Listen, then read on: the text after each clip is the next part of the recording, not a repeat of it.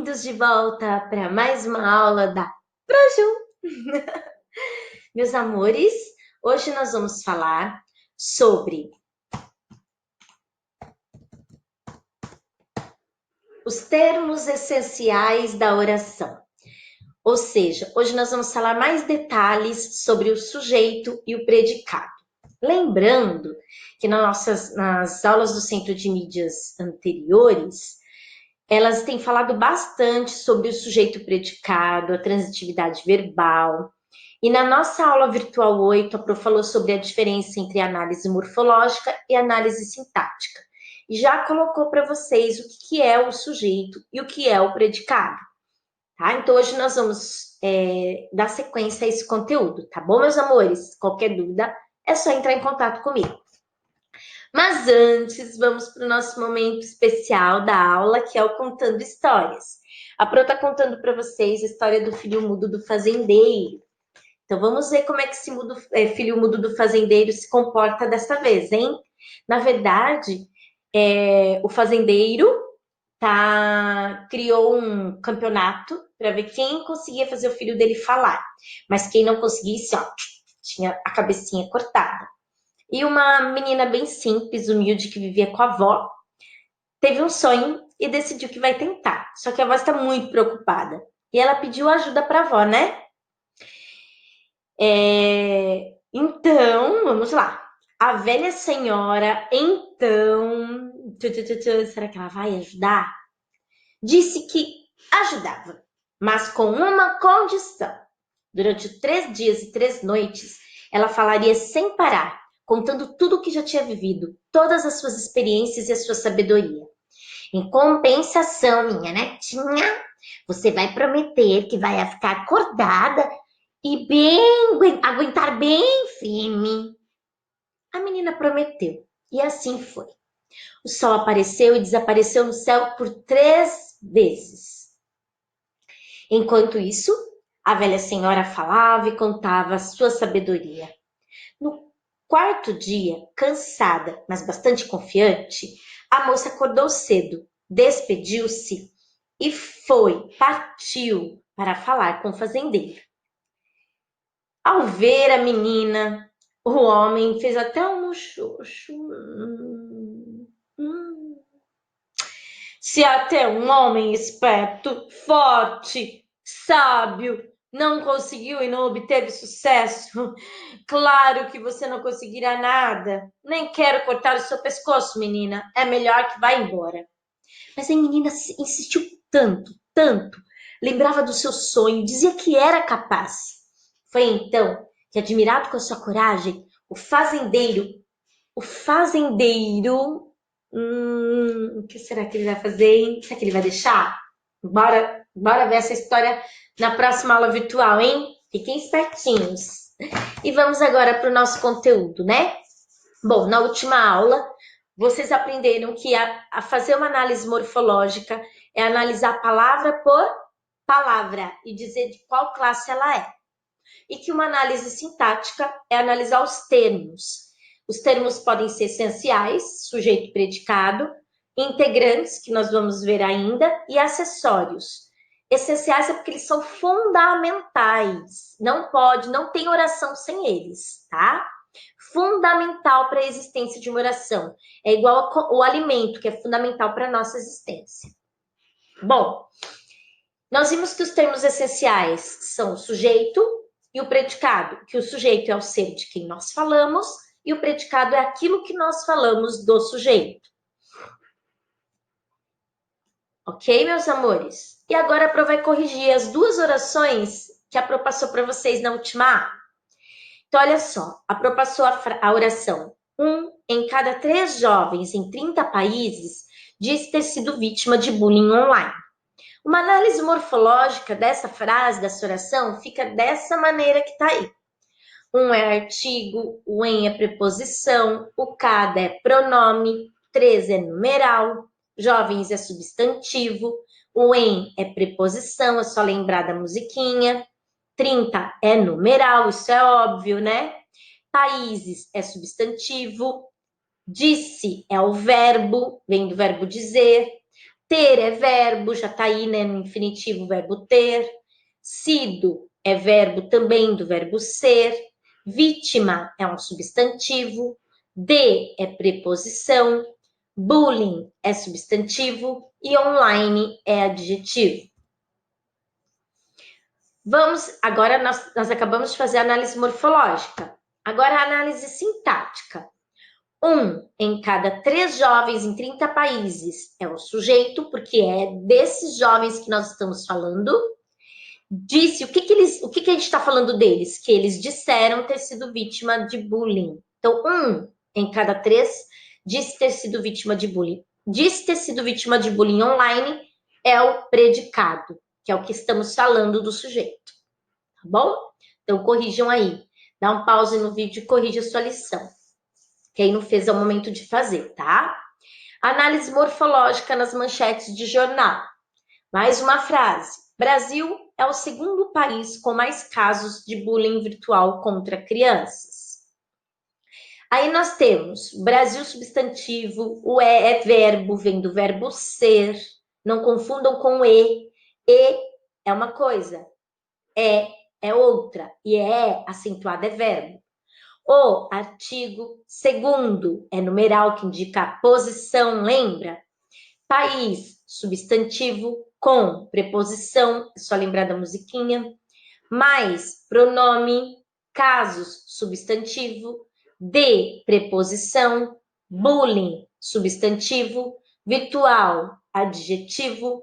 Contra, preposição. Crianças, substantivo. Contra também, só cantar a musiquinha da preposição.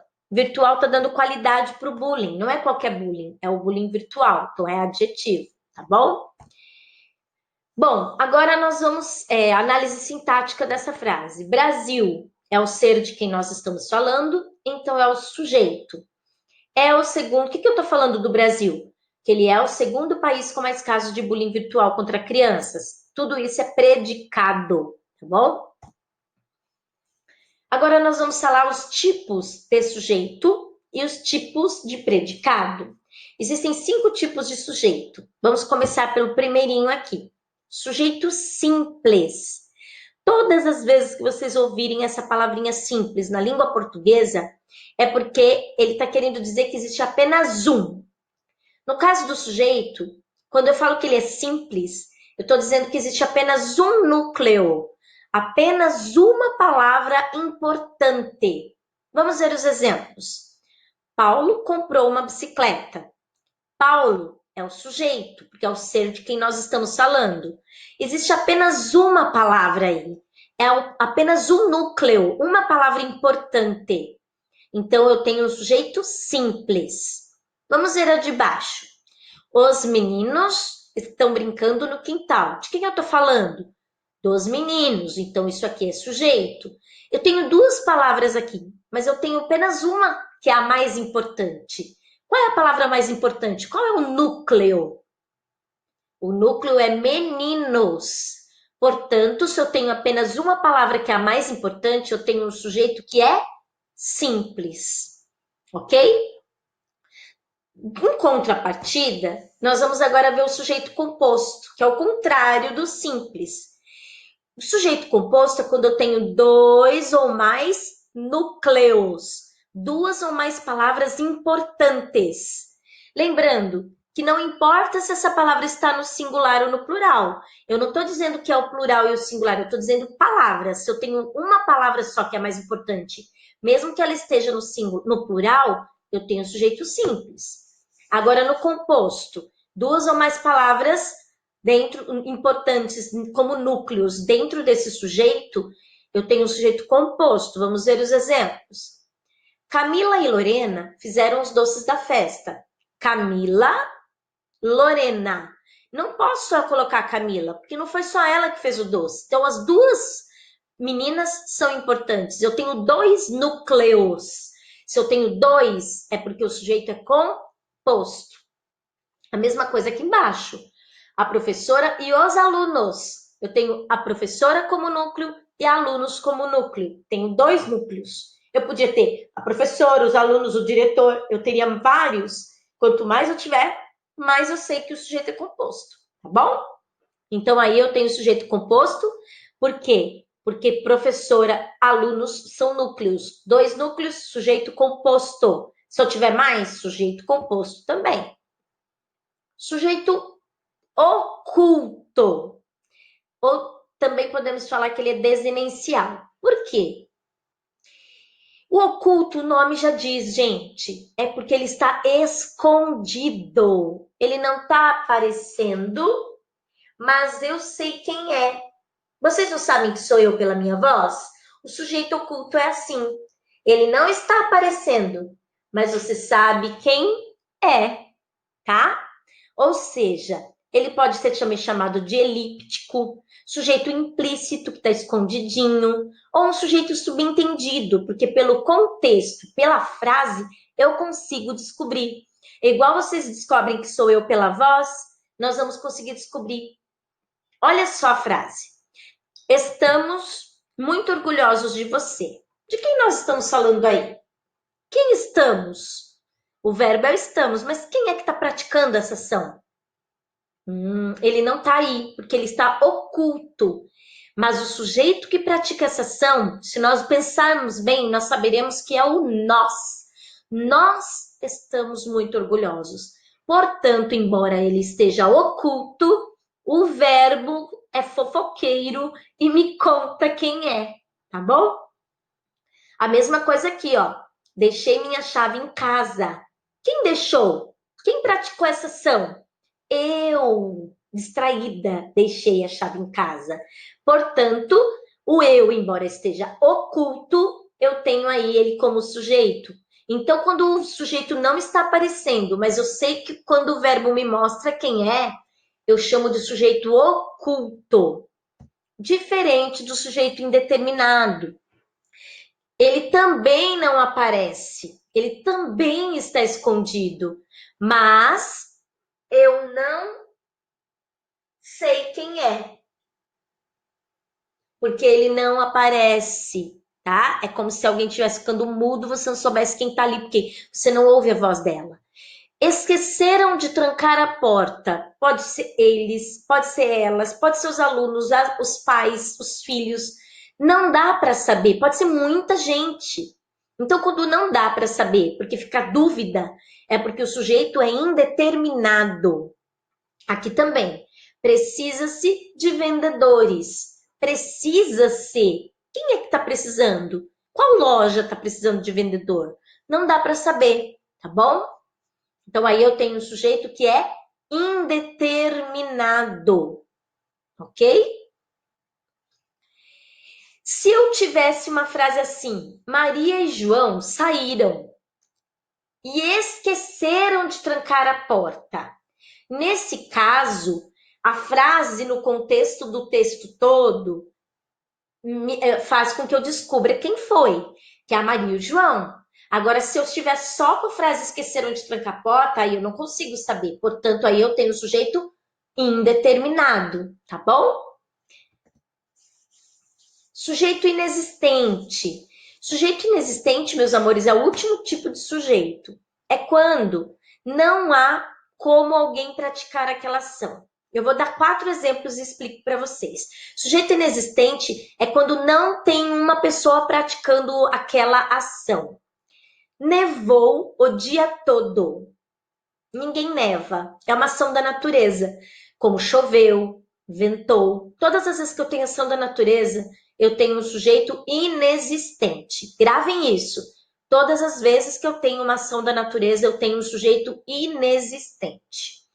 Vamos ter provinha depois dessa matéria, tá?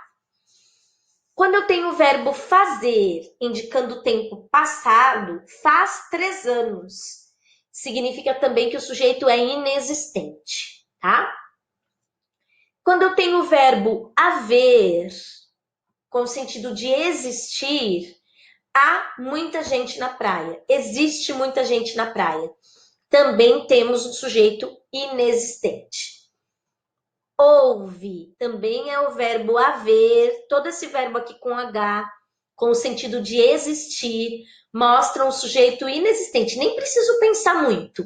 Se eu tenho esse A com H, independente de como ele está, né? Se o verbo for o verbo haver com H, no sentido de existir, o sujeito é inexistente. Tá bom? Belezinha? Vamos agora ver os tipos de predicado. Nós vimos que são 5 tipos de sujeito: simples, composto, oculto, indeterminado e inexistente. E são 3 tipos de predicado: verbal, nominal e verbo nominal. Como funciona? O predicado verbal, meus amores, é quando o verbo mostra uma ação e é um verbo importante, um verbo que é núcleo, porque quando ele mostra uma ação, é um verbo importante para a frase, tá? Olha o exemplo. Nós caminhamos. Caminhamos é o verbo, vem de caminhar. Esse verbo mostra uma ação. Você está fazendo algo. Portanto, todas as vezes que eu tenho um verbo que mostra uma ação, eu tenho um predicado verbal.